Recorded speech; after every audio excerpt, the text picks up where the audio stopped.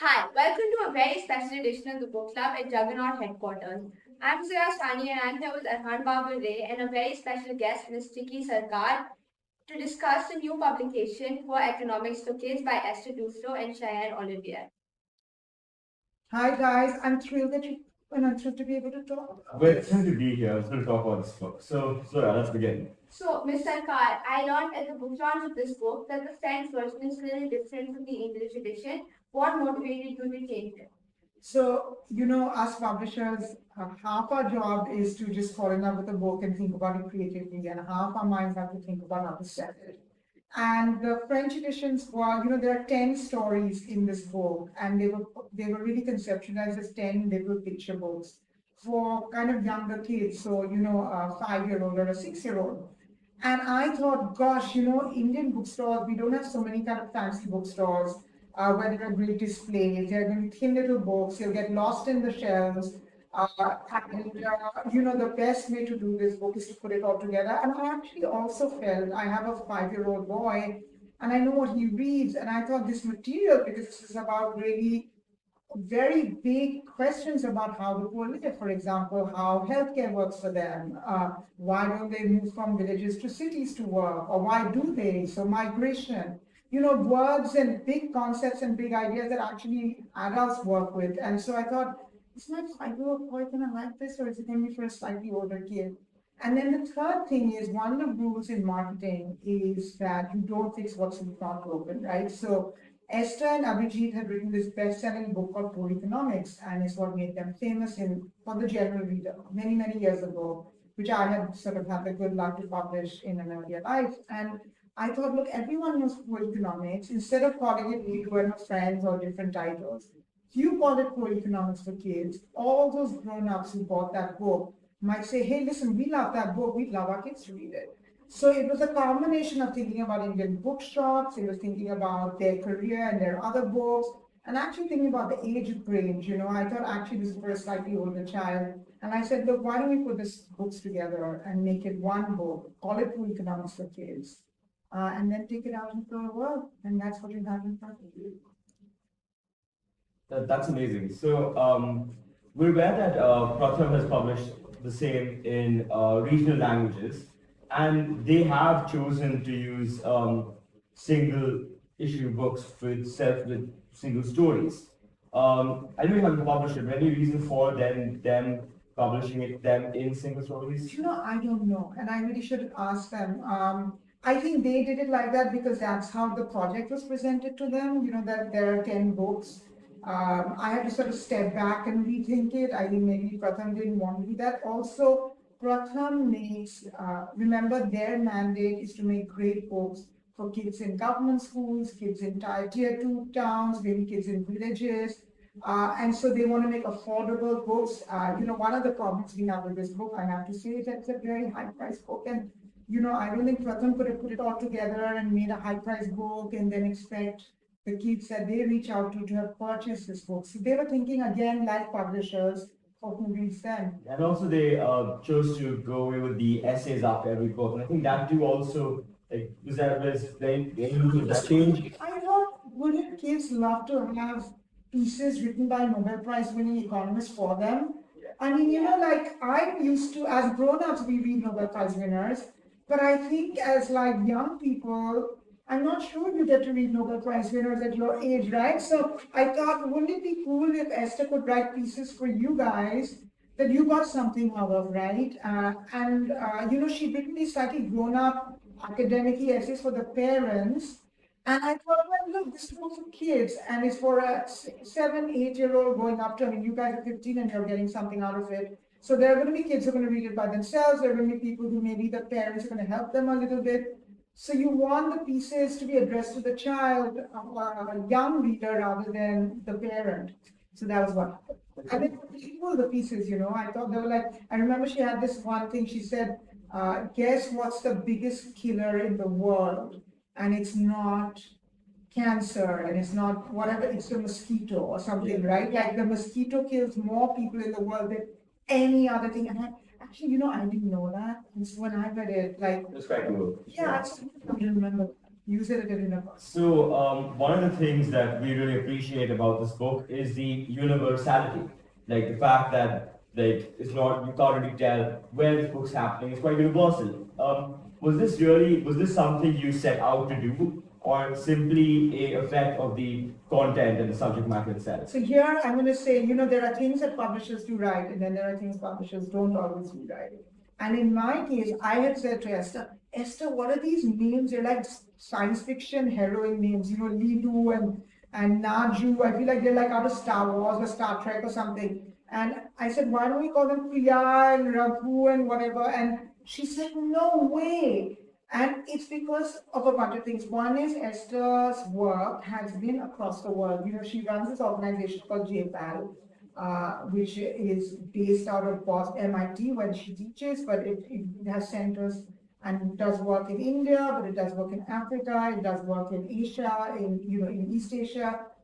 And so a lot of what's kind of cool about this book is that it's not just comes out of her head, it's come out of like all the field work that she's done, the conversations she's had. And those conversations and that field work has happened across the world. And I think that she didn't want it to be like, oh, this is about an India book or an Africa book. So I think she very deliberately had these weird names that you couldn't really place. And then I think Shen, I'll tell you something very cool about Shen. The reason Shen does these projects is that Shen was Esther and Abhijit's author. So when Esther and Abhijit had their kids, they were kind of high-powered professors working crazy hours in MIT. And Esther wanted her children to speak French and be, connected to the French part of their heritage. And so her mother used to send these au pairs who were like bright young French sort of college graduates who wanted a year abroad. And they'd come and live with Esther and Abhijit and look after their kids and speak to the kids in French. And Shen was their favorite au pair. And so I first met Shen when Abhijit and Esther used to come to India for work with their kids who were much younger then. And Shen was looking after them. And then Shen happened to be this very talented illustrator, went to, I think, art school. And because she's so close to the family, ended up doing all these projects with Esther and Abhijit together. So Shen kind of really believes in their world and is sort of really almost is like part of their family. And she kind of really got with the project of like having a visual world which you couldn't place. Is this in Vietnam? Is it in India? Is it in Nairobi? Where is this? And what Esther's trying to say is that it could be anywhere. This poverty all around us in every country, and many of the problems, particularly in the global south, as they call it, are the same. That's really interesting. I had no idea that she was so close to the family. You had mentioned the age category for the book and how you would second guess what Esther had said about it being for 4 to 5 year olds. So, what would you recommend is a good age to read this book? I would say, I imagine sort of 7, 8-year-olds going up to about 11, 12. But here's what I think about books, right? When I was like 12, I read really kiddish books, there was a series in India called Illustrated Classics, where they abridged classics and they made it into graphic novels. But I was also reading Mills and Boons because I was introduced to romance and I didn't have a boyfriend, but I was just always wanting a boyfriend, so instead I read Mills and Boons. But I also read Jane Austen and War and Peace and Camus. I remember reading at 13 and it blew my mind because, those were the classics that were available because we didn't get a ton of cool children's books in India at the time, so you got these classics. And I read them all. And I didn't think, oh my God, I'm reading Mills and Boons, I don't want to read Enid Blyton. I was reading Enid Blyton too. But I also wasn't thinking, oh my God, I'm reading War and Peace, I don't want to read Mills and Boons. And then I was reading really children's books, whatever. Because and I feel like, I don't know about you guys, but you like this book, even if it's apparently for 75-year-olds. And I wonder whether you still read some of the books that you read at 12 that you maybe still like.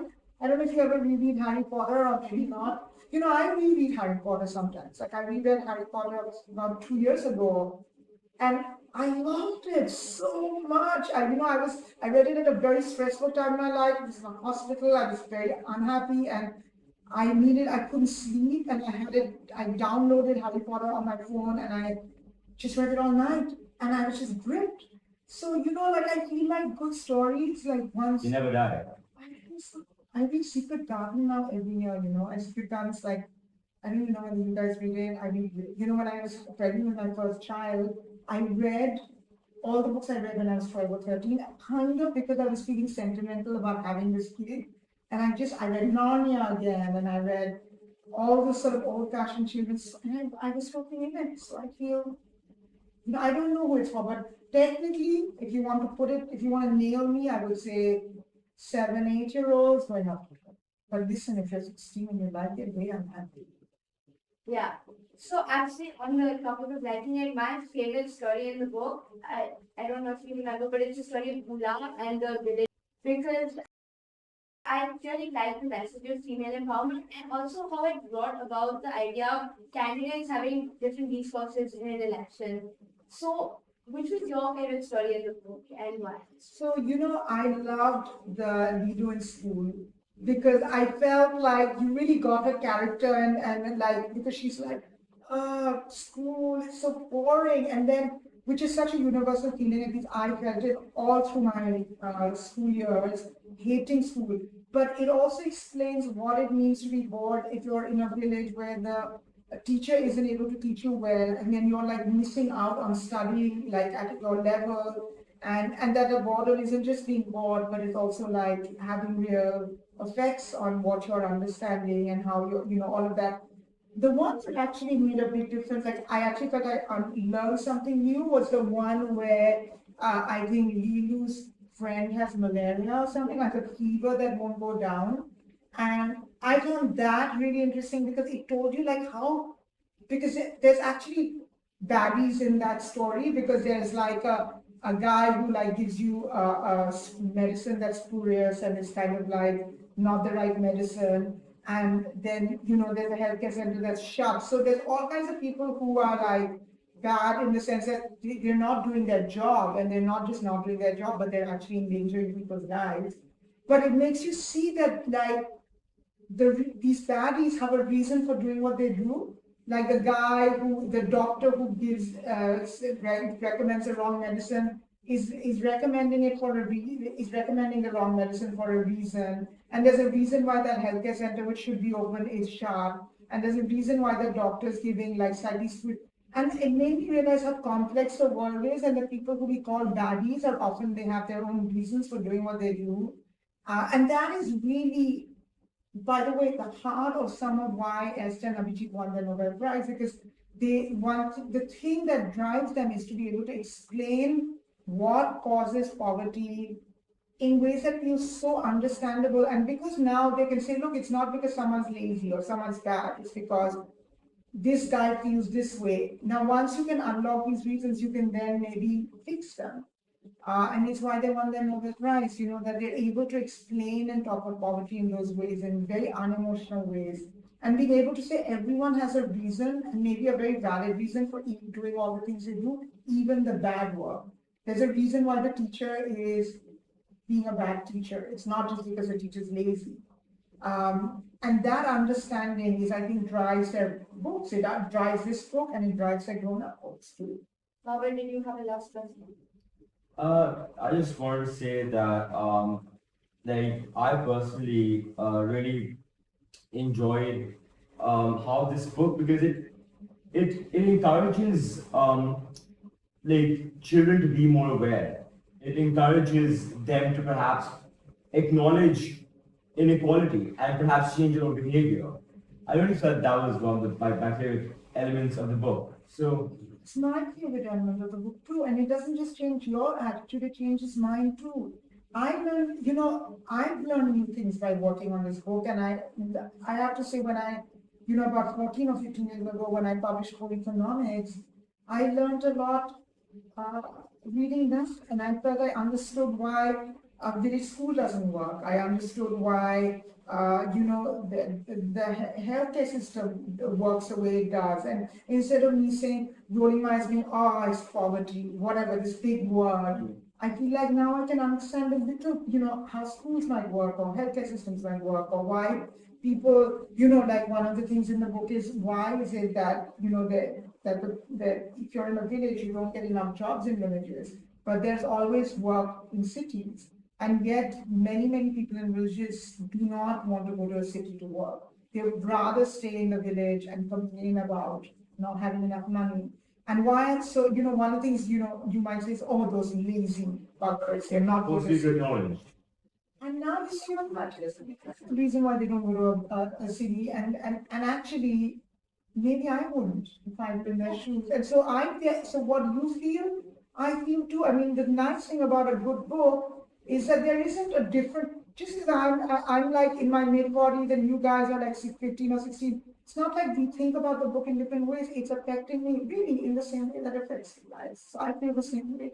So, for all of these reasons, I think we really have to thank you for publishing this book. I think the general consensus is that we recommend it as a family book because it's suitable for all ages and some adults can learn things. Like you said, you learn new things publishing this book. Stories like the story of, say, I think I'll have to check the name, but yeah, the story of Selene and the wealthy farmer who's basically used up all the village water. So the other fields can't get water. It really helps teach children, teach adults about how they can use community resources responsibly.